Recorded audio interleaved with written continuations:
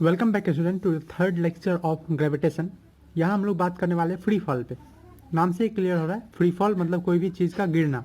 ठीक है, और फ्री का यहाँ क्या मतलब है? फ्री मतलब मुफ्त नहीं है, यहाँ फ्री मतलब बिना किसी के प्रभाव से। ठीक है, किसी के बिना प्रभाव से, सिर्फ अर्थ के ग्रेविटेशन के बारे में हम लोग फर्स्ट लेक्चर में पढ़े थे कि जो अर्थ है या कोई भी दो बॉडी है एक दूसरे को अट्रैक्ट करता है। ठीक है, और अर्थ अगर यही अट्रैक्ट कर रहा है तो अर्थ की ग्रेविटी बोला जाता है। ठीक है, अर्थ का ग्रेविटी है यानी वो फोर्स है जो अर्थ, जिस फोर्स से अर्थ जो है हमको या किसी दूसरे ऑब्जेक्ट को खींच रहा है। तो वही फोर्स जिसके असर से, जिसके इन्फ्लुएंस से कोई ऑब्जेक्ट अगर अट्रैक्ट होता है अर्थ की तरफ, ठीक है, तो वही जो गिरना है, फॉलिंग है, उसी को बोला जाता है फ्री फॉल। अब देखिए, हम लोग का अगर एक जनरल बिलीफ है और पास्ट में भी यही बिलीफ था कि एक पत्थर को फेंकेंगे और एक पंख को फेंकेंगे। ठीक है, छत पर से मान लीजिए फेंकें, कौन पहले आएगा?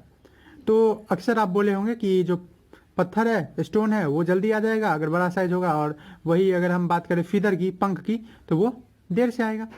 क्योंकि आपको लग रहा होगा कि कोई भी जो भारी चीज़ है, हैवी ऑब्जेक्ट है, जिसका ज़्यादा मास है, वो जो है जल्दी आता है, लेकिन वही अगर कोई लाइटर ऑब्जेक्ट है, हल्का ऑब्जेक्ट है, तो वो देर से आता है। यही जनरल बिलीफ है। तो जनरल बिलीफ जो है हम लोग का, वो उसी तरह से गलत है जैसा कि हम लोग किसी पहले सोचे थे कि रेस्ट ओरिजिनल स्टेट है बॉडी का, जो कि गैलीलियो गैलीली आके सही किए थे कि नहीं, रेस्ट नहीं, मोशन है किसी बॉडी का।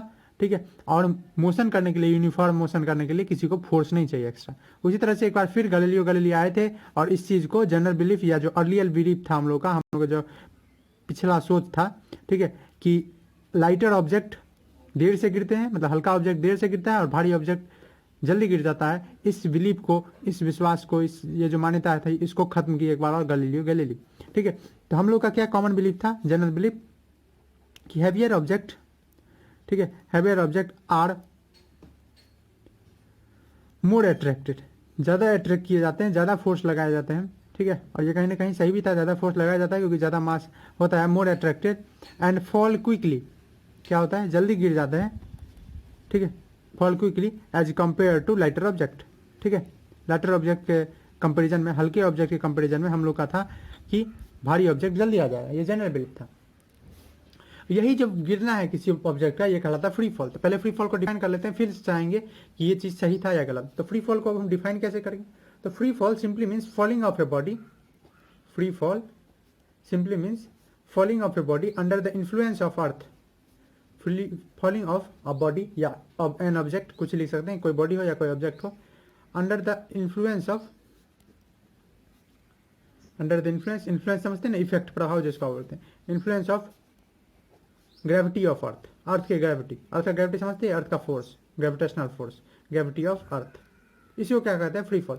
अगेन कुछ और नहीं होना चाहिए। कहने का क्या मतलब है, ये देखिए, जब हम लोग कोई चीज़ को गिराते हैं तो हमारे अर्थ के चारों तरफ क्या है, ठीक है, हमारे अर्थ के चारों तरफ एटमॉस्फेयर है, ठीक है, जो कि ये ग्रेविटी भी रखा हुआ है। तो जब हम लोग गिराते हैं कोई ऑब्जेक्ट को, तो वो एयर जो है, वो एयर भी रेसिस्ट करता है। आप सुनोगे ना, फ्रिक्शन, एयर में भी फ्रिक्शन होता है जिसको ड्रैग बोला जाता है। तो एयर भी रेसिस्टेंस प्रोवाइड करता है, फ्रिक्शन प्रोवाइड करता है उस बॉडी को। अगर वो इधर आना चाह रहा है, ठीक है, चाहे वो पंख हो चाहे वो पत्थर हो, तो वो अगर इधर आना चाह रहा है तो उसको ऊपर की तरफ धकेलता है। ये नहीं है फ्री फॉल में, ये चीज़ नहीं होना है। फ्री फॉल में सिर्फ और सिर्फ इसको आपको देखना है। तो आप बोलेंगे तब तो ऐसा कहीं मिलेगा ही नहीं, क्योंकि चारों तरफ हवा है। तो जी सही है, और इसीलिए ये भी गलतफहमी हमको होता है, हमको ये गलतफहमी हो रहा है कि पंख जो है वो पहले आ जाएगा, ठीक है, और पत्थर बाद में आएगा, सॉरी, पंख जो है वो बाद में आएगा और पत्थर पहले आ जाएगा। ये गलतफहमी इसी के कारण है क्योंकि हमारे चारों तरफ क्या है, हवा, एटमॉस्फेयर है। तो इसका आपका क्या कहने का मतलब है कि एटमॉस्फेयर नहीं रहेगा तो दोनों चीज़ एक साथ गिरेगा? जी हाँ, ठीक है, अर्थ जो है किसी के साथ भेदभाव नहीं करता है, आप ऐसे समझिए।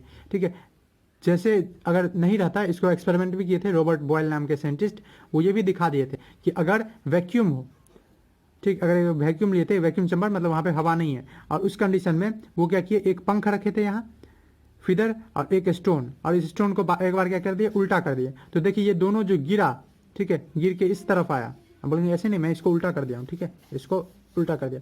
तो उल्टा करने पर ये दोनों जो गिरा वो एक साथ गिरा, मतलब एयर रेसिस्टेंस है जो ये हमारा जो गलतफहमी हो रहा है, ये इसका कारण कौन है, एयर रेसिस्टेंस। अर्थ जो है सभी ऑब्जेक्ट को, ठीक है, एक साथ खींचता है, एक टाइम के साथ खींचता है, ठीक है। तो इसका क्या मतलब है कि फोर्स एक तरह का रहता है? नहीं, मैं ये नहीं बोल रहा कि फोर्स एक तरह का होता है। तो फोर्स तो प्रोपोर्शनल होता है मास का। अगर हम ग्रेविटेशनल फोर्स का बात करें तो उसका फॉर्मूला क्या था? जी, कोई बॉडी है m1 m2 तो उसका मास का अथी प्रोडक्ट और बाय डिस्टेंस का स्क्वायर। तो मास पे तो डिपेंड करता है। अगर कोई हैवी ऑब्जेक्ट है तो उस पर फोर्स तो ज़्यादा लगता है। तो फिर दोनों एक साथ कैसे गिर जाता है, आपके मन में आ रहा होगा। तो इसके लिए आपको न्यूटन के सेकेंड लॉ में एक बार और जाना पड़ेगा। वहाँ मैंने बोला था कि अगर दो अलग अलग मास का बॉडी है, ठीक है, दो अलग अलग बॉडी है जिसका अलग अलग मास है, मैं याद हो आपको, अगर एक मैंने 2 kg का बोला था, एक 4 kg का, और उसमें हम फोर्स लगाना चाह रहे हैं और सेम एक्सेलरेशन प्रोड्यूस करना चाह रहे हैं, सेम एक्सेलरेशन। क्योंकि यहाँ पे हो क्या रहा है, जब भी फोर्स लगता है किसी बॉडी पे एक्सेलरेशन होता है, चाहे वो सर्कल में मूव कर रहा है। तो मैंने बताया था सर्कुलर मोशन एक्सीलरेटेड होता है, आप पिछले का वीडियो चेक कर सकते हैं। तो ये 2 kg का, ये 4 kg का है, डिफरेंट मास है। क्या है? डिफरेंट मास है। और डिफरेंट मास में अगर सेम एक्सेलरेशन प्रोड्यूस करना है, टू प्रोड्यूस सेम एक्सेलरेशन, तो हमको क्या करना पड़ेगा? हमको डिफरेंट फोर्स लगाना पड़ेगा। क्योंकि ये तो बहुत बड़ा ऑब्जेक्ट है, 4 kg का है, ये उसके कंपेयर 2 kg का है, तो ये 4 kg पे हमको ज़्यादा फोर्स लगाना पड़ेगा उसी स्पीड से मूव कराने के लिए। अब ये आप क्यों बात करें कि उसी स्पीड से मूव कराना है? क्योंकि आप तो देख रहे हैं, क्या देख रहे हैं? देख तो रहे हैं कि दोनों ऑब्जेक्ट एक साथ गिर रहे हैं। तो इसको आप कैसे रीजनिंग कर सकते हैं? ये हमारे अर्थ पे भी हुआ, गैलीलियो गैलीली इसको चेक किया, जिसको मैं बताने वाला हूँ, और रॉबर्ट बॉयल भी ये एक्सपेरिमेंट किया। इससे ये तो पता चल गया कि दोनों एक साथ गिरेगा। तो इसके लिए सब सोचने लगा। साइंस क्या है? रीजनिंग करना, रीजन खोजना। तो सब खोजने लगा कि ऐसा हुआ क्यों होगा। तो सबका लगा कि चलो वेलोसिटी दोनों का सेम है, मतलब दोनों एक साथ गिर रहा है, दोनों एक साथ आ रहा है, मतलब 2 गाड़ी है, दोनों गाड़ी एक साथ आ रहा है, मतलब क्या, दोनों का स्पीड वेलोसिटी सेम है। तो दोनों रीजनिंग लगाए कि दोनों का स्पीड और वेलोसिटी सेम है, यानी दोनों का जो स्पीड बढ़ रहा है, क्योंकि फोर्स लग रहा है तो स्पीड बढ़ेगा, तो वो सेम रेट से बढ़ रहा है, मतलब सेम एक्सेलरेशन हो रहा है। सेम एक्सेलरेशन के लिए क्या करना पड़ेगा? तो डिफरेंट फोर्स लगाना पड़ेगा, और ये होता भी है। ठीक है, तो इससे आप ये समझ सकते हैं कि डिफरेंट फोर्स लगता है, उसके बाद भी इस दोनों पे डिफरेंट फोर्स रहेगा। क्यों? क्योंकि इसका मास ज़्यादा है, इसका मास कम है, फिर भी दोनों एक साथ क्यों गिरता है? क्योंकि इस दोनों में सेम एक्सेलरेशन हो रहा है। क्या हो रहा है? Same acceleration. चलिए इस चीज़ को गैलीलियो कैसे समझाए थे उस पर चलते हैं। तो गैलीलियो गैलीलियो थे, वो आप सुने होंगे, एक लीनिंग टावर ऑफ पीसा है, बहुत बड़ा है। ठीक है, एक टावर इटली में, और वो झुका हुआ है, इसीलिए नाम है इसका लीनिंग टावर। ठीक है, क्या? लीनिंग मतलब झुका हुआ। इसका फिगर दिख रहा है आपको, leaning tower of Pisa, Italy का है। इसके मैं हिस्ट्री पे नहीं जाता हूँ, कैसे हुआ, ये कैसे झुक रहा है, क्या अभी भी झुक रहा है, उस पर नहीं बात करता हूँ। ठीक है, यहाँ पे ये क्या किए, गैलीलियो गैलीली का कहने का मतलब, कहने का था कि अगर दो ऑब्जेक्ट को आप अलग अलग टाइम में गिरते हुए देखते हैं तो उसका एक ही मतलब है कि दोनों को एयर रेसिस्टेंस रोक रहा है। ठीक है, उनका कहना था कि अगर एयर रेसिस्टेंस नहीं रहेगा, मतलब एयर का रुकावट नहीं रहेगा किसी चीज़ गिरने में, तो दोनों चीज़ एक साथ आएगा। ठीक है, और वो कब पॉसिबल है? वो तब पॉसिबल है जब दोनों का एक ही तरह का डेंसिटी हो तब। अब डेंसिटी एयर रेजिस्टेंस से क्या मतलब है? देखिए, डेंसिटी मतलब क्या होता है कि कोई बॉडी में कितना ज़्यादा मास है, कम से कम जगह में, मास पर यूनिट वॉल्यूम, यही है ना। तो अगर एक तरह का डेंसिटी हो, आप 1 kg के ऑब्जेक्ट को 2 kg के ऑब्जेक्ट को यहाँ से गिराए छत से, अपने भी छत से कर सकते हैं, ये बहुत ऊंचा है तो यहाँ से देखने में आसानी होगा, नहीं तो आप अपने छत से गिराएंगे तुरंत गिर जाएगा। तो यहाँ से अगर आप 2 kg और 1 kg का ऑब्जेक्ट गिराएंगे या किसी भी चीज़ को गिराएंगे तो आप देखेंगे कि दोनों एक साथ गिर रहा है या बहुत कम डिफरेंस आ रहा है आपको देखने के लिए, क्योंकि दोनों का डेंसिटी सेम होने के कारण दोनों जो है एक साथ गिरा। वहाँ एयर रेसिस्टेंस ज़्यादा नहीं रोक पाया, क्योंकि दोनों एक ही तरह के मटेरियल का था तो ज़्यादा नहीं रोक पाया। फीदर के केस में क्या हो रहा है?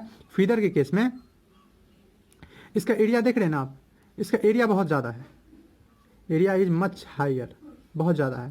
और वही इसका डेंसिटी, इसका घनत्व बहुत कम है, इतना जगह छिका हुआ है लेकिन कितना कम मास है इसमें, डेंसिटी इज क्वाइट लो, बहुत कम है। और वही देखिए एरिया बहुत ज़्यादा है, जिसके कारण एरिया ज़्यादा होगा तो वो रेजिस्टेंस भी ज़्यादा प्रोवाइड करेगा। फ्रिक्शन किस पे डिपेंड करता है? कंटेक्ट पे।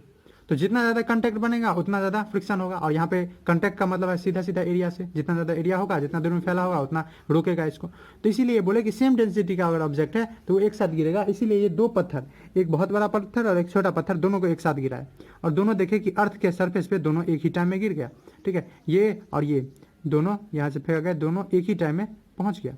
ये सबको अजीब लगा कि ये कैसे हो गया, तो इन्होंने फिर इसका एक्सप्लेनेशन दिया कि देखो जो होता जो है, ठीक है, 2 ऑब्जेक्ट अगर अलग अलग टाइम पे गिर रहा है, इसका ये मतलब नहीं कि अर्थ भेदभाव कर रहा है, अर्थ सेम एक्सेलरेशन दे रहा है। अर्थ क्या कर रहा है? सेम एक्सेलरेशन दे रहा है। तो डिफरेंस कहाँ आ रहा है? तो वो हो रहा है एयर रेसिस्टेंस के कारण।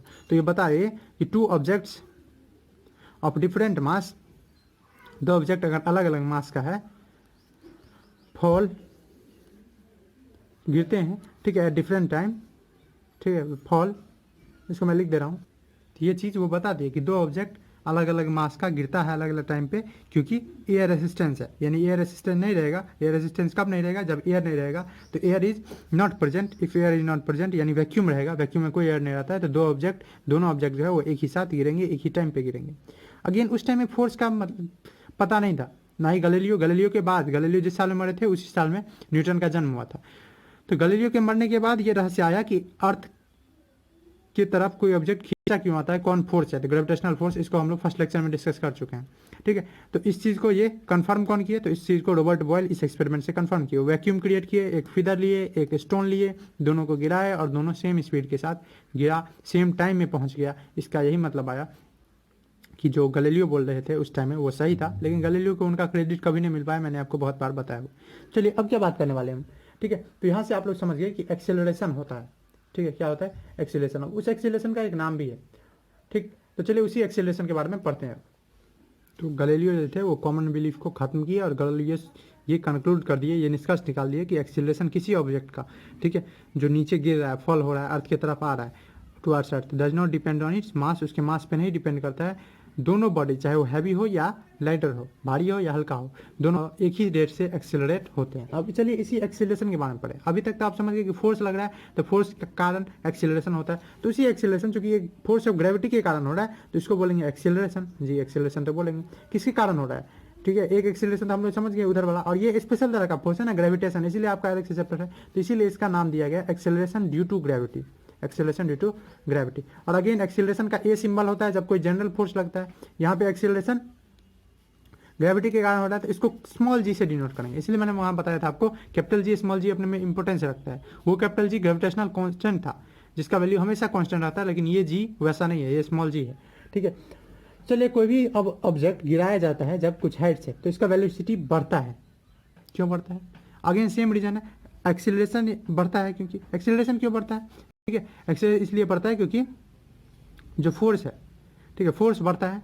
फोर्स क्यों बढ़ता है, क्योंकि जैसे जैसे अर्थ से नीचे अर्थ की तरफ आते जाएगा तो डिस्टेंस जो है वो कम होते जाएगा। डिस्टेंस कम होगा तो फोर्स तो इन्वर्सली प्रोपोर्शनल है ही डिस्टेंस का, तो फोर्स बढ़ेगा। हाँ, तो जैसे जैसे कोई ऑब्जेक्ट नीचे आता है तो इसका वेलोसिटी बढ़ता है, ठीक है। दूसरे शब्द में कह सकते हैं कि कोई ऑब्जेक्ट जब गिराया जाता है कुछ हाइट से तो एक्सेलरेशन उसमें यूनिफॉर्म होता है, यूनिफॉर्मली बढ़ता है, ऐसा नहीं है। तो यूनिफॉर्म एक्सेलरेशन होता है उसमें ग्रेविटेशनल पुल के कारण, यानी फोर्स ऑफ ग्रेविटी के कारण। और ये एक्सेलरेशन मास पे डिपेंड नहीं करता है, किस पे डिपेंड नहीं करता है, मास पे। और ये चीज़ गैलीलियो भी दिए थे, और जब न्यूटन आए तो वो इसको मैथमेटिकली दिखा भी दिए, ठीक है, कि value of G do not depend on मास।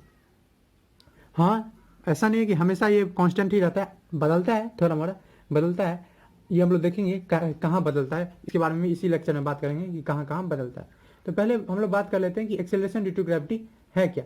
तो ये एक्सेलरेशन है the acceleration with which a body fall towards अर्थ। जैसे क्या होता है, जिस एक्सेलरेशन के साथ कोई बॉडी नीचे की तरफ आता है, वो एक्सेलरेशन जो कॉज किया हो किसके कारण, ग्रेविटेशनल पुल के कारण, ग्रेविटी के पुल के कारण, उसी एक्सेलरेशन को क्या बोलते हैं, ठीक है, उसी एक्सेलरेशन को बोलते हैं acceleration due to gravity. Acceleration तो आपका क्लियर है ना, जो वेलोसिटी चेंज होते रहता है उसी को बोलते हैं एक्सेलरेशन, ठीक। तो चलिए इसको हम लोग लिख रहे हैं, ये मैंने आपको डिफिनीशन भी लिख दिया है और ये भी लिख दिया है कि फॉलिंग ऑब्जेक्ट जो भी कोई गिरते रहता है वो एक यूनिफॉर्म एक्सेलरेशन एक्सपीरियंस करता है। वो यूनिफॉर्म एक्सेलरेशन का भी वैल्यू भी निकालेंगे, कहने के लिए मैं बोल सकता हूँ 9.8 मीटर पर सेकंड स्क्वायर इसका एक्सेलरेशन होता है, पर उसको हम लोग कैलकुलेट करेंगे अभी, ठीक है, जो ग्रेविटेशनल फोर्स के कारण होता है। यही एक्सेलरेशन, द एक्सेलरेशन, ये आपका डिफिनीशन हो गया, the acceleration produce in A freely falling body, जो गिर रहा है फोर्स के एक्सपीरियंस में ड्यू टू ग्रेविटेशनल फोर्स। तो ग्रेविटेशनल फोर्स के कारण जो एक्सेलरेशन हो रहा है उसी को एक्सेलरेशन ड्यू टू ग्रेविटी कहते हैं। कोई बड़ा शब्द नहीं है आपके लिए, एक्सेलरेशन आप जानते हैं, वैसा ये भी एक्सेलरेशन ही है, यानी वेलोसिटी में चेंज ही है, लेकिन वो किसके कारण हो रहा है, ये हो रहा है ड्यू टू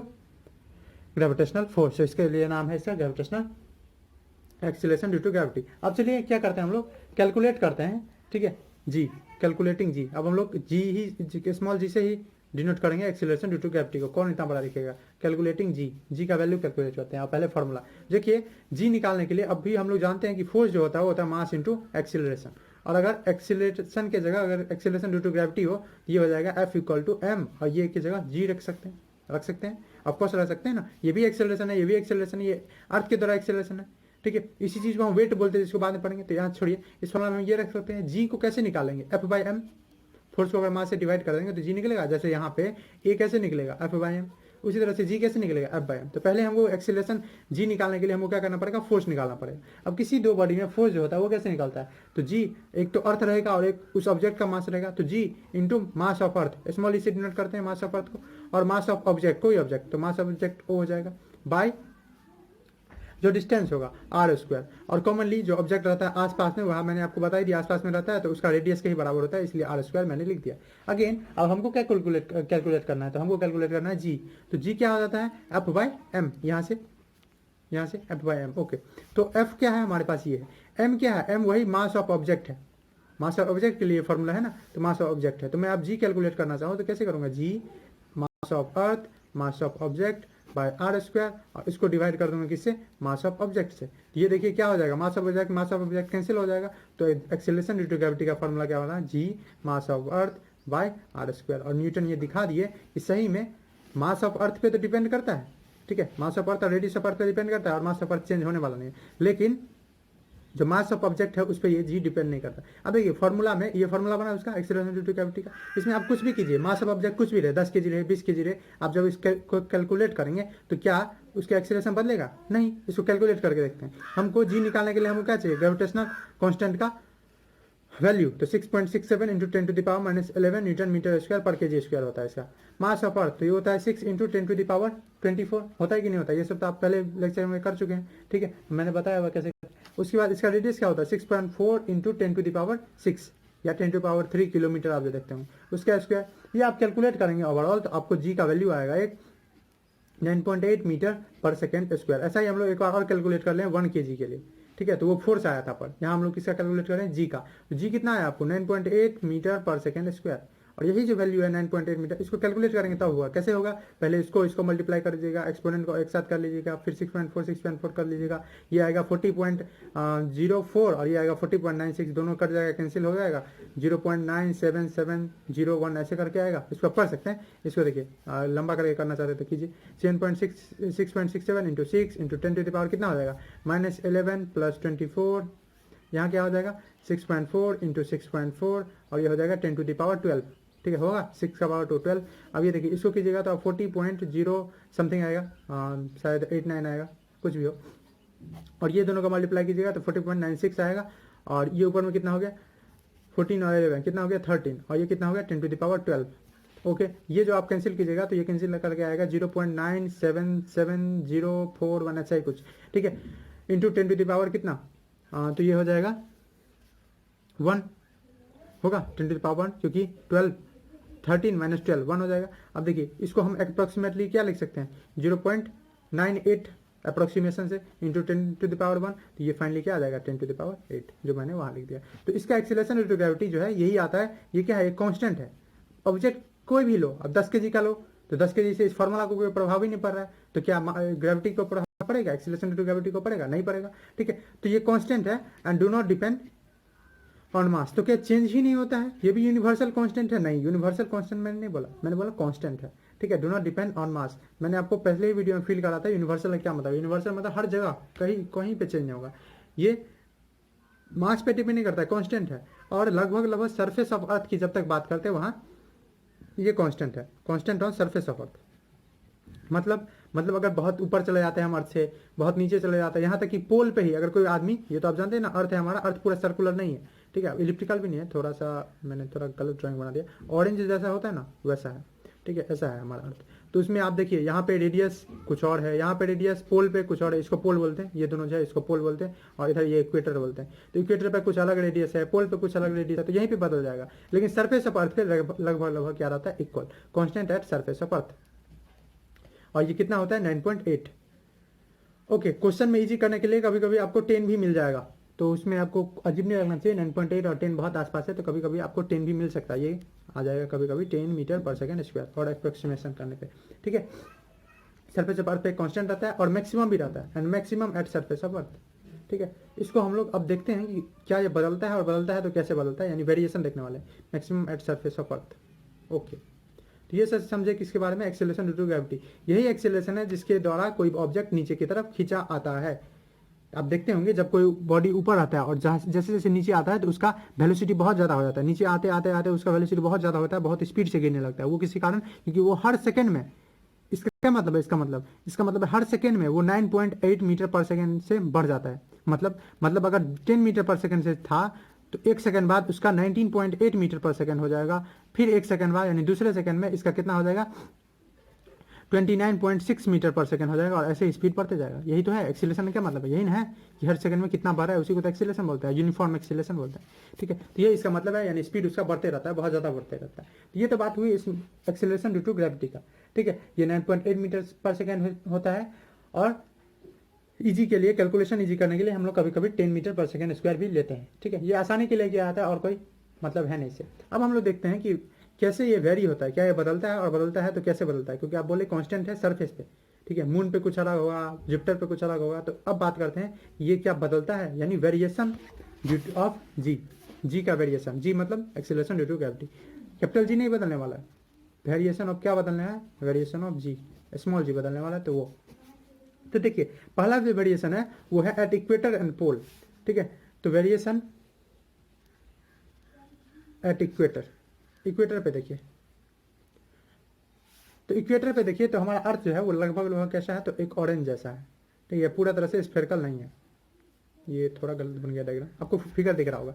तो पहला चीज़ आपको ये समझना होगा कि earth is not complete sphere, earth जो है वो पूरी तरह से गोला नहीं है।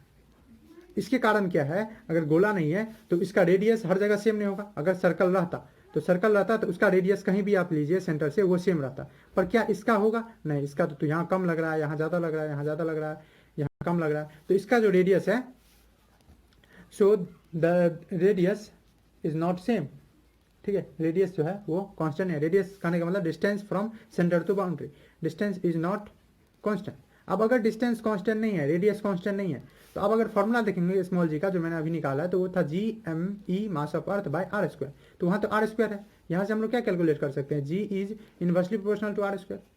अरे वही चीज़ तो है, यहाँ पे हम लोग प्रोपोर्शनल को हटाने के लिए क्या करते हैं, इक्वल साइन एक कांस्टेंट देते हैं प्रोपोर्शनल को इक्वल करने के लिए। अब अगेन इक्वल को अगर प्रोपोर्शनल लाना है तो वो कांस्टेंट हटा देते हैं, मास ऑफ अर्थ भी कांस्टेंट है, और ये जी जो है वो भी कांस्टेंट है। मास का, अर्थ का तो मास नहीं बदलने वाला है, जी भी तो नहीं बदलने वाला। तो वो क्या हो गया यहाँ से कि जो जी है वो कैसा है, इनवर्सली प्रोपोर्शनल टू रेडियस। यानी अगर इसका क्या मतलब है, इसका मतलब है अगर रेडियस बढ़ जाता है, ठीक है, इन्वर्स का क्या मतलब, रेडियस बढ़ जाता है तो जी घट जाएगा, और ये घट जाएगा तो ये बढ़ जाएगा। तो अर्थ इक्वेटर पे सबसे मैक्सिमम, ये है इक्वेटर पे तो सबसे मैक्सिमम रेडियस होने वाला है। तो अगर सबसे मैक्सिमम रेडियस होने वाला है तो नीचे मैक्सिमम होने वाला है, रेडियस मैक्सिमम होने वाला है, तो ये ज़्यादा होगा तो इसको क्या होना पड़ेगा, कम। तो इसीलिए एक्सेलरेशन ड्यू टू ग्रेविटी, या मैं जी लिख रहा हूँ, जी एट इक्वेटर इज क्या, मिनिमम। जी जो है वो इक्वेटर पे क्या है, मिनिमम है। क्यों है, ठीक है, बिकॉज ऑफ किस चीज़ के लिए, ठीक है, मैक्सिमम रेडियस। अगर सरफेस की बात करें, हम अभी सरफेस की बात करें, इक्वेटर पे जब बात कर रहे हैं या पोल पे, तो वो सरफेस पे, तो बिकॉज ऑफ मैक्सिमम रेडियस है, ठीक है, एट इक्वेटर मतलब कोई आदमी अगर इक्वेटर पर आ रहा है यहाँ पे, तो उसको ज़्यादा खिंचाव महसूस होगा, उसका और स्पीड से आएगा। ठीक है, यहीं अगर बात करें पोल पे, वेरिएशन एट पोल, इसको आप समझे ना कि ये रिलेशन बहुत इंपॉर्टेंट है, g inversely proportional to 1 R square. मतलब अगर मान लीजिए कि रेडियस 2 टाइम्स बढ़ रहा है, रेडियस अगर मैं 2 पहले था x, अब 2x हो गया, तो x का स्क्वायर और देखिए 2x स्क्वायर, ये कितना हो जाएगा 4x स्क्वायर। मतलब 2 गुना अगर बढ़ता है तो वो 1/4 हो जाएगा, जी जो है 1/4 हो जाएगा। ठीक है, ये आप सिंपल मैथमेटिक्स से जानते हैं। वेरिएशन एट एक पोल पे देखिए, ये है पोल, ये पोजीशन है पोल। यहाँ पे रेडियस क्या है, मिनिमम। सरफेस पे बात करें तो यहाँ पे क्या है, मिनिमम। तो अगर नीचे वाला मिनिमम है, ठीक है, यानी रेडियस मिनिमम है, तो जी जो है एक्सेलरेशन ड्यू टू ग्रेविटी वो क्या हो जाएगा, मैक्सिमम। तो हम लिख सकते हैं दूसरा पॉइंट क्या, कि जी यानी acceleration due to gravity eight pole is maximum, पोल पे मैक्सिमम है, इज मैक्सिमम। और यहाँ पे एक चीज़ समझे, हम लोग सरफेस ऑफ अर्थ की बात कर रहे हैं, किसकी, on surface of earth. Equator और पोल वो कहाँ है, तो सरफेस पे है, on surface of earth is maximum. क्यों, ड्यू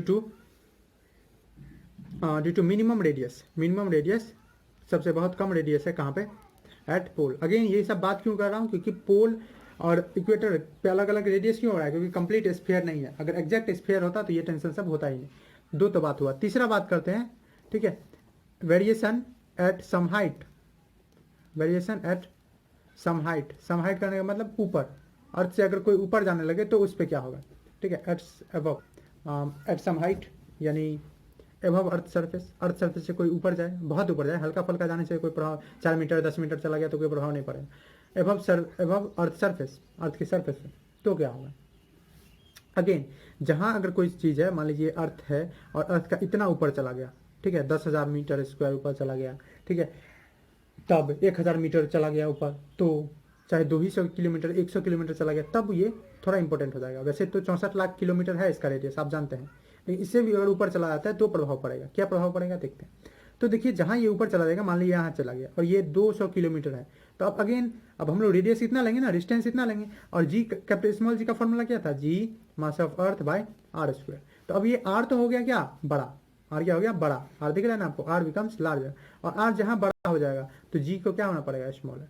तो above the surface of earth, surface of अर्थ से जहाँ ऊपर जाते हैं तो ये जो रेडियस है वो क्या हो जाता है, डिस्टेंस जो है वो बढ़ जाता है, सेंटर से डिस्टेंस लेते हैं तो वो बढ़ जाता है, जिसके कारण जो जी है, वैल्यू ऑफ जी है वो डिक्रीज करता है। तो above the surface of earth, जिसका मतलब है as we go on the, as we go above the surface of earth, ऐसा भी लिख सकते हैं, एज वी गो, जैसे हम जाएंगे above the surface of earth, surface of अर्थ के ऊपर, distance from centre of earth, जो दूरी है, डिस्टेंस जो ये आर, हम लोग ये आर क्या लेते हैं, distance, distance from the centre of earth increase, वो तो बढ़ेगा, यहाँ ये अब डिस्टेंस पहले इतना था अब इतना हो गया, तो distance from centre of earth increases, increase करता है, और इसलिए ये जब इंक्रीज करेगा, नीचे वाला इंक्रीज करेगा तो ये क्या होगा, डिक्रीज कर जाएगा। So the acceleration due to gravity, जिसको मैं जी लिख रहा हूँ, जी डिक्रीजेस। जैसे एग्जांपल के लिए कुछ कुछ बुक में डेटा दिया हुआ, उस बुक के हिसाब से अगर मैं आपको बताऊं तो लगभग हम लोग जानते हैं कि जब हम 0 किलोमीटर पे है, मतलब इतना है, इतना पे अर्थ के सरफेस से थोड़ा भी ऊपर नहीं गए हैं, तो वो एट 0 किलोमीटर का अगर बात करें, मतलब on surface of earth, 0 kilometre मतलब ऑन सरफेस ऑफ अर्थ, तो ऑन सरफेस ऑफ अर्थ अगर है तो हम लोग जानते हैं कि ये जो हम लोग एक्सीलरेशन होता है वो होता है 9.8 मीटर पर सेकंड स्क्वायर। आपके बुक के डाटा के हिसाब से 200 किलोमीटर जहाँ हम जाएंगे, ठीक है, above surface of earth, surface of अर्थ से 200 किलोमीटर ऊपर, तो ये कम हो जाएगा 9.23 मीटर पर सेकंड स्क्वायर, ठीक है। देखिए ये कम हुआ कि हो गया, ठीक है, क्यों, क्योंकि 200 किलोमीटर उसमें प्लस हो गया, पहले 64 लाख था, अब 200 और प्लस हो गया। और अगर हम आगे जाए तो अगर हम 1000 किलोमीटर चले जाए ऊपर, ठीक है, 1000 किलोमीटर हम चला जाए अबव द सरफेस ऑफ अर्थ, तो क्या होगा, तो और गिर जाएगा, और ये जी है वो देखिए 7.34 मीटर पर सेकेंड स्क्वायर हो गया। देख रहे हैं कितना जल्दी गिरा है, ये क्यों गिरा है, क्योंकि रेडियस तो का स्क्वायर है, डिस्टेंस का स्क्वायर है, जैसे जैसे बढ़ रहा है तो उसके चौगुनी स्पीड से, अगर दोगुना अगर कोई चीज़ बढ़ रहा है तो उसका चौगुना स्पीड से जी घटेगा। चलिए अब अगर मान लीजिए और बढ़ाए हम 5000 किलोमीटर करते हैं, 5000 किलोमीटर कोई ऊपर चला जाए तो क्या होगा, तो इसका और घट जाएगा, और ये 5000 पे लगभग 3.08 मीटर पर सेकंड, कितना छोटा हो गया, और छोटा देखना है। यस, अगर 10,000 बस इतना ही पे, अब नहीं, 10,000 किलोमीटर कोई अर्थ से ऊपर चला जाए, पॉसिबल नहीं है, बहुत ज़्यादा ऊपर हो गया, तो ये जो है 1.49 मीटर पर सेकंड स्क्वायर हो जाएगा। अगर 20,000 चला जाए, 20,000 पे 0.57 मीटर पर सेकंड स्क्वायर हो जाए, और ऊपर चला जाए तो एक ऐसा टाइम आएगा जब जी 0 हो जाएगा, ठीक है, फोर्स लगेगा ही नहीं तो जी 0 हो जाएगा, ठीक है, तो इसके तरफ अट्रैक्ट ही नहीं होगा। 30,000 किलोमीटर पे जी 0.30 हो जाता है, तो बहुत कम होते जाता है ऐसे। तो इस तरह से हम बोल सकते हैं कि जैसे जैसे ऊपर जाते हैं तो वैल्यू ऑफ जी डिक्रीज करता है। तो अभी तक आप देखें हैं कि सरफेस पे ही सबसे ज़्यादा मैक्सिमम होता है, वो भी कहाँ, तो पोल पे। अब अगर आपका मन हो, किसी के मन में आ जाए, वैसे तो मैं ये डिस्कस नहीं करना चाहता, फिर भी समझ लीजिए, अगर हम नीचे जाएंगे तो क्या होगा। तो नीचे जाने के लिए वैसे ये फार्मूला ही अप्रोप्रिएट नहीं है, ये जो फार्मूला किए हैं अभी हम लोग जो डिड्यूस किए हैं ये वाला फार्मूला, ठीक है, ये फार्मूला लागू नहीं होता है नीचे जाने पर, पर फिर भी कोई कोई ज़बरदस्ती इसको लागू करवाता है। वो बोलता है कि जैसे जैसे हम नीचे जाते हैं तो जो मास ऑफ अर्थ है वो भी तो कम हो जाएगा, क्योंकि हम नीचे चले गए, हम पहले इस पूरे स्फीयर को ले रहे थे क्योंकि सरफेस ऑफ अर्थ पे थे, अब हम नीचे आ गए तो इसका मास भी कम हो गया, मास ऑफ का जो कम हो गया, तो अगर हम जी का फॉर्मूला देखें इसी फॉर्मूला से, तो GME/R²। अब हम छोटा स्फीयर पे बात करें और नीचे आए तो और छोटे स्फीयर पे बात करेंगे तो मास भी घट जाएगा, ठीक है, क्योंकि हम छोटा स्फीयर का बात करें तो जी तो डायरेक्टली प्रोपोर्शनल है मास ऑफ अर्थ, जब मास ऑफ अर्थ घट जाएगा, ठीक है, यानी जी को भी घटना पड़ेगा। तो यहाँ से आप बोल सकते हैं कि inside the earth also, inside the earth, जब हम अंदर जाएंगे अर्थ के, अर्थ also value of ji decrease है, जी का वैल्यू डिक्रीज करता है, मतलब हर जगह आप देखेंगे डिक्रीज ही करता है, ठीक है। सबसे मैक्सिमम कहाँ है, सरफेस पे, वो भी कहाँ, पोल पे, नहीं तो सब जगह, इक्वेटर पे डिक्रीज किया, रेडियस बढ़ाया, ऊपर गए तो डिक्रीज किया, नीचे गए तो डिक्रीज किया, ठीक है। तो सब जगह डिक्रीज कर रहा है, वैल्यू ऑफ जी डिक्रीजेज, ठीक है। और इसका कारण मैंने आपको एक थोड़ी लॉजिक से बता दिया, क्योंकि मास ऑफ अर्थ भी कम हो जाता है क्योंकि हम छोटे स्फीयर में बात करते हैं। वैसे अगर सही मैंने मुझे पूछे तो ये फॉर्मूला ही लागू नहीं होता है नीचे में, ठीक है। नीचे में दूसरा फार्मूला होता है, कॉम्प्लेक्स फार्मूला होता है, जो आपको अभी करना नहीं है। तो ये मैंने आपको बता दिया जी के बारे में। यानी एक चलिए क्वेश्चन भी कर लेते हैं जिससे आपको और स्पष्ट हो जाए कि वेरिएशन ऑफ जी कितना ज़्यादा है। हम मून पे अभी जी का वैल्यू निकालने वाले, तो मून पे जो जी निकालने बोले वो कैसे निकलेगा, तो वो निकलेगा, वो तो फॉर्मूला सेम ही रहेगा क्योंकि फोर्स का फॉर्मूला सेम रहेगा। तो जी यहाँ पे मास ऑफ अर्थ था, यहाँ मास ऑफ मून हो जाएगा भाई, वहाँ रेडियस ऑफ अर्थ था, यहाँ रेडियस ऑफ मून हो जाएगा। चलिए इस पे वैल्यू में कैलकुलेट करके रखते हैं। तो आपको जी का वैल्यू पता ही है 6.67 इंटू 10⁻⁻11 न्यूटन मीटर स्क्वायर पर के जी स्क्वायर, और मास ऑफ मून दिया हुआ है आपको 7.4 into 10⁻22 by radius of earth का स्क्वायर, यहाँ ये किलोमीटर में है, इसको हम मीटर में बदल देते हैं। कैसे 10⁻3 कर देते हैं, और इसको और इजी कर लेते हैं, 174 इंटू 10⁻4 कर देते हैं।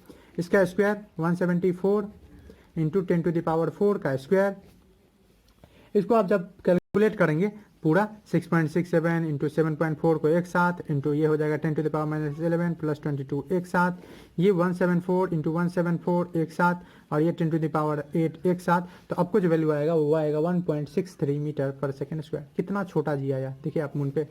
क्यों, यही कारण है कि मून पे अगर हम जाएंगे तो मून पे उड़ते रह जाएंगे, क्योंकि उतना एक्सेलरेशन है ही नहीं जो हमको खींच के रखेगा। ये कितना कम हो गया, आप थोड़ा कंपेरिजन लगा सकते हैं क्या। अगर हम अर्थ का ग्रेविटी और मून की ग्रेविटी को कंपैरिजन करें तो अर्थ का ग्रेविटी कितना था, ग्रेविटेशनल एक्सेलरेशन कितना था 9.8 मीटर पर second square. Acceleration due to gravity of moon वो कितना है, वो है 1.63 मीटर पर सेकेंड स्क्वायर। कैलकुलेट अगर करें, एक कंपेरिजन करें कि ये कितना है, तो आप देख रहे हैं 6 टाइम्स है, ठीक है। आप इसको ऐसे फील करें, gravity of moon by gravity of अर्थ, ये अगर हम करते हैं फ्रैक्शन में कि ये कितना गुना है ये देखने के लिए। जैसे एक चॉकलेट है 8 रुपये का और एक दूसरा चॉकलेट है वही 2 रुपये का, तो आप कितना बोल देंगे कि इस चॉकलेट का दाम 4 गुना है ना। ऐसा ही हम लोग करने वाले। तो ग्रेविटी ऑफ मून ले लेते हैं 1.63 और ये लेते हैं 9.8, तो ये आप करेंगे तो कितना आ जाएगा, ठीक है। ये आ जाएगा आपको लगभग रफली अगर करें, ठीक है, तो 16 6 96 होता है, ये 98 के लगभग है, और 3 से तो लगभग 1/6 हो जाएगा। कितना, 1/6, ठीक है। अप्रॉक्सीमेट, ये मैं इक्वल नहीं लिखा, अप्रॉक्सीमेट, ठीक है। अप्रॉक्सीमेटली 1/6 हो जाएगा। मतलब जो अर्थ पे वही फोर्स है वो 6 टाइम्स ज़्यादा है, और ये अच्छा है हमारे लिए, ठीक है। नहीं इससे 6 टाइम्स ज़्यादा नहीं, 6 टाइम्स ज़्यादा कम। अगर जुपिटर की बात करें, जुपिटर का इतना बड़ा मास होता है कि वहाँ पे आप ग्रेविटी कैलकुलेट करेंगे, अगर एक्सेलरेशन ड्यू टू ग्रेविटी, तो वहाँ बहुत ज़्यादा हो जाएगा, इतना हाई हो जाएगा कि हम शायद जुपिटर के अंदर ही चले जाए। तो वो भी बहुत ज़्यादा भी अच्छा नहीं है और बहुत कम भी अच्छा नहीं है। इतना कम ना हो कि हम सरफेस पे रह ही नहीं पाए, ठीक है। ओके, एक और क्वेश्चन कर लेते हैं। इस क्वेश्चन में क्या बोला है कि अर्थ का जो ग्रेविटेशनल फोर्स है जिसके कारण एक्सीलरेशन हो रहा है, फोर्स हो रहा है तो एक्सीलरेशन होगा ही, क्योंकि force is cause of acceleration. तो वो 5 मीटर पर सेकंड को स्क्वायर का एक्सीलरेशन हो रहा है किसी 1 kg के बॉडी में। मतलब 1 kg का अगर बॉडी है तो उसमें 5 मीटर पर सेकंड स्क्वायर का हो रहा है। उसी जगह पे एक दूसरा बॉडी है जिसका मास 3 kg है, तो उसमें कितना एक्सीलरेशन होगा। अब अगेन आप वो वाला दिमाग नहीं लगा लीजिएगा बेवकूफ़ वाला, बिना सोचे समझे कि 1 kg में अगर 5 मीटर का हो रहा है तो 3 kg में 3 गुना हो जाएगा, 15 टाइम्स। मैंने आपको क्या बताया कि acceleration due to gravity do not depend, जो डी है वो नहीं डिपेंड करता है किस पे, मास ऑफ ऑब्जेक्ट। तो कहीं पे अगर आप बात करें, उसी जगह पे अगर बात करें तो वो बदलने वाला है ही नहीं, मास ऑफ ऑब्जेक्ट पे बात ही नहीं करता है। 3 kg को 10 kg को या 10 लाख kg को, उससे फर्क नहीं करेगा। Does not depend on mass of body. तो मास ऑफ बॉडी पे डिपेंड ही नहीं करता है। जब मास ऑफ ऑब्जेक्ट पे डिपेंड ही नहीं करता है तो वहाँ पे 3 kg मास, वो भी ठीक है, जो ऑब्जेक्ट है जिसका मास 3 kg विल ऑल्सो एक्सपीरियंस, उसके पास भी कितना ही होगा, उतना ही एक्सपीरियंस करेगा एक्सेलरेशन जितना कोई 1 kg का किया था, जो कितना होगा एन एक्सेलरेशन ऑफ 5 मीटर पर सेकेंड स्क्वायर। तो इससे मुझे आपको ये क्लियर कराना था कि कितना भी बड़ा मास हो और एक ही जगह का बात हो रहा है तो नहीं बदलेगा, जगह के हिसाब से बदलता है। जैसे देखिए हम लोग पोल पे रेडियस कम होने के कारण सबसे ज़्यादा होता है, ठीक है। इक्वेटर पे रेडियस बड़ा होने के कारण कम होता है। वही हम ऊपर जाए फिर भी कम होता है, नीचे जाए फिर भी कम होता है। जी क्या होता है पढ़े, फ्री फॉलिंग बॉडी क्या होता है पढ़े। तो नेक्स्ट लेक्चर में हम लोग बात करेंगे कुछ इक्वेशंस का, और यहाँ पे आपको जरूरत पड़ेगा अगेन इक्वेशंस ऑफ मोशन का, जो v equal to u plus a t, s equal to u t plus half a t square, और v square minus u square equal to 2s पढ़े थे, वो तीनों का काम पड़ेगा। तो मुझे उम्मीद है कि वो आप अच्छे से देख के आएंगे, क्योंकि वो देखेंगे तभी आप नेक्स्ट लेक्चर को अच्छे से देख पाएंगे, नहीं तो आप उतना अच्छे से नहीं एंजॉय कर पाएंगे।